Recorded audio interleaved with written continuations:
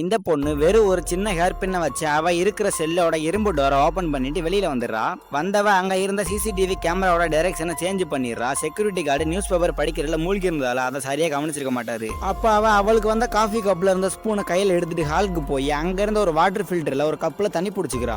ஆக்சுவலா இந்த தண்ணியை அவ குடிக்கிறதுக்காக பிடிச்சிருக்க மாட்டா. அதை கையில எடுத்துட்டு அங்க இருந்த ஹை வோல்டேஜ் பேனல் ரூம்குள்ள போறா. ஆக்சுவலா இவ அந்த ஜெயிலுக்குள்ள இருக்கிற ஒருத்தனை கொல்றதுக்காக தான் இப்படி பண்றா. அப்ப அந்த ஸ்பூனை எடுத்துட்டு போய் அந்த பேனல் ரூம்குள்ள இருக்கிற சர்க்யூட் பிரேக்குக்கு மேல வச்சுட்டு அந்த வாட்டர் கப்பு கீழே சின்னதா ஒரு ஓட்டை போட்டு அதுல இருந்து அந்த ஸ்பூனுக்கு கொஞ்சம் கொஞ்சமா தண்ணி சொட்டுற மாதிரி செட் பண்ணி வச்சிடறா. அதுக்கப்புறம் அவளோட வாட்ச்ல கரெக்டா டைம் செட் பண்ணி வச்சுட்டு அங்க இருந்த ஒரு வெண்டிலேஷன் தட்டுக்குள்ள பூந்து மேல ஏறி போக ஆரம்பிக்கிறா.